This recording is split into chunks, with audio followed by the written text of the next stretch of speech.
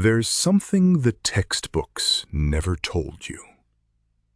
The Big Bang, that singular explosion cosmologists call the birth of everything, didn't come from nothing. It came from something so profound, so intentional, that modern physics is only now catching up to what ancient wisdom already knew. Welcome.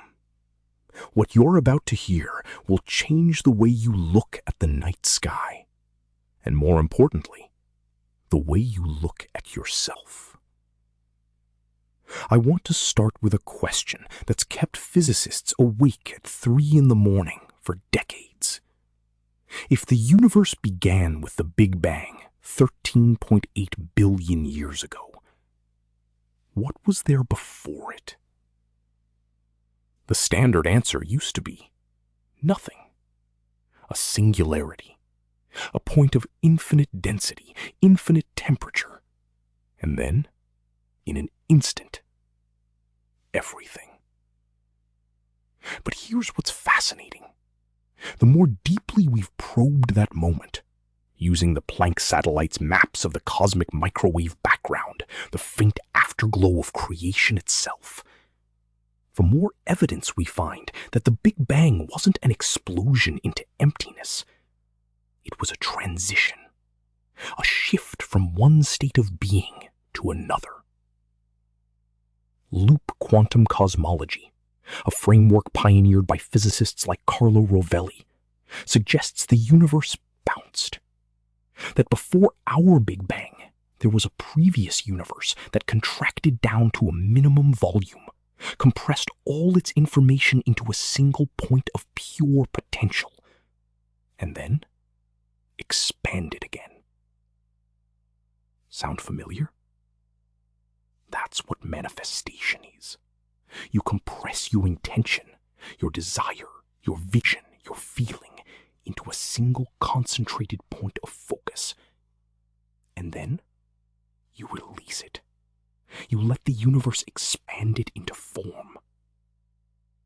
The Big Bang wasn't an accident.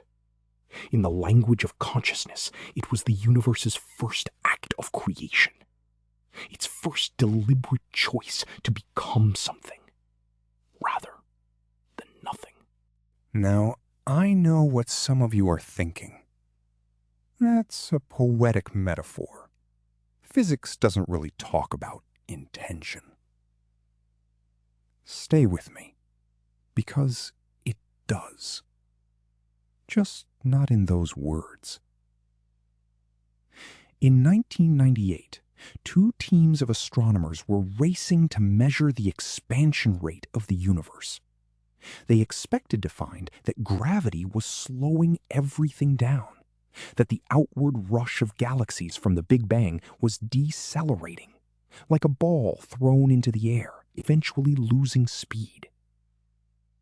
What they discovered won the Nobel Prize and shook cosmology to its core. The expansion wasn't slowing down. It was speeding up. Something invisible, something that fills all of space, what we now call dark energy, is actively pushing the universe apart. Not from the outside, from within. From the fabric of space itself. Dark energy makes up 68% of everything that exists. We can't see it. We can't touch it. We can't even properly define it. But we know it's there because of what it does. It accelerates creation. Think about that in the context of your own life. There is a force, invisible, unmeasurable by conventional instruments, that exists inside you. Call it intention. Call it desire.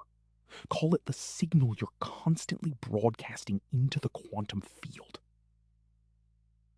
You can't see it working, but you can feel when it's it's there, in that quiet certainty, that deep knowing that what you're reaching for is already reaching back. The universe didn't just teach us about dark energy in 1998. It gave us a mirror. It said, look, even I have a force inside me that I can't fully explain, that accelerates everything I create. So do you. Let's go deeper into the beginning. In the first fraction of a second after the Big Bang, we're talking 10 to the power of negative 43 seconds. A span of time so small it doesn't have a name in ordinary language. The universe was in a state of pure, undifferentiated potential. Every particle that would ever exist, every star, every galaxy, every thought you've ever had, it was all there, compressed into a space smaller than a single atom. Physicists call this the Planck Epoch. In this moment, the four fundamental forces of nature, gravity, electromagnetism, the strong nuclear force, the weak nuclear force, were unified. They were one. There was no distinction, no separation, no individuality. And then something extraordinary happened. The universe chose to differentiate. The forces separated. Matter and antimatter split apart. Symmetry broke. And that breaking of symmetry is the only reason you and I are here today. Because if perfect symmetry had been maintained, if matter and antimatter had been created in exactly equal amounts, they would have annihilated each other. The universe would have ended in a flash of pure light and returned to nothing. But there was an imbalance. For every billion antimatter particles, there were 1,000,000,001 matter particles. One extra. One single surplus.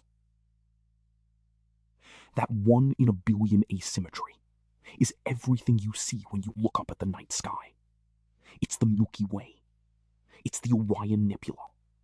It's the James Webb Telescope peering back 13.5 billion years and finding galaxies that shouldn't exist yet. It is you.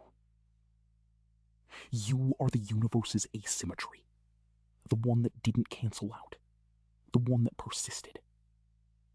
And everything you want to create, every dream, every desire, every vision you hold in your mind, that too is an asymmetry. A slight tipping of the scales towards something rather than nothing.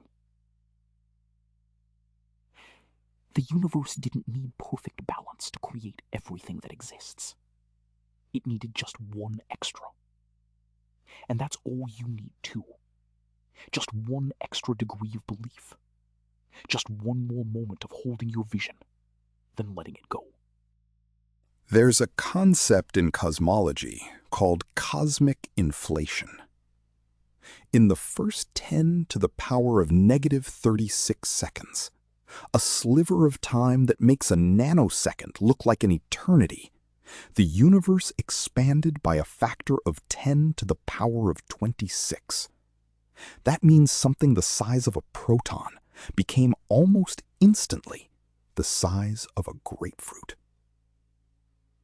Then it slowed. The inflationary phase ended, and the universe has been expanding more gradually ever since, though, as we've discovered, accelerating again due to dark energy.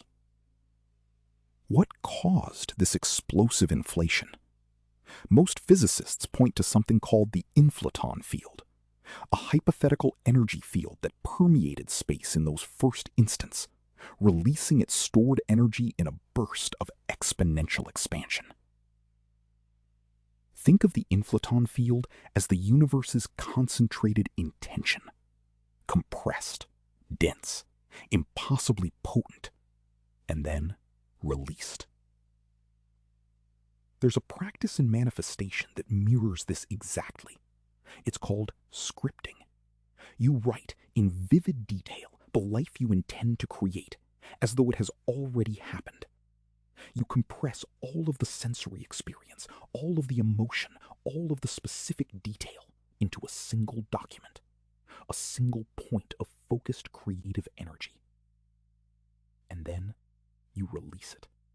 You let go. You trust the expansion. The inflaton field didn't try to control where every particle went.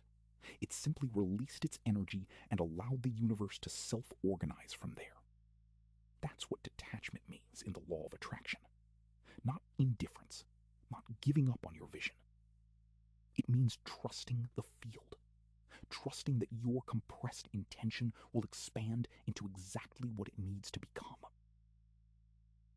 The James Webb Space Telescope has now imaged galaxies forming just 300 million years after the Big Bang. These structures, vast, complex, stunningly organized, emerged from the quantum fluctuations of the inflaton field. Tiny ripples in that primordial energy became the large-scale structure of the entire observable universe. Your thoughts, the ripples in your personal energy field, have the same creative power. Not metaphorically, literally. Because you are made of the same quantum substrate that the universe used to build itself. Here's something that doesn't get taught in school, and it should. Every atom in your body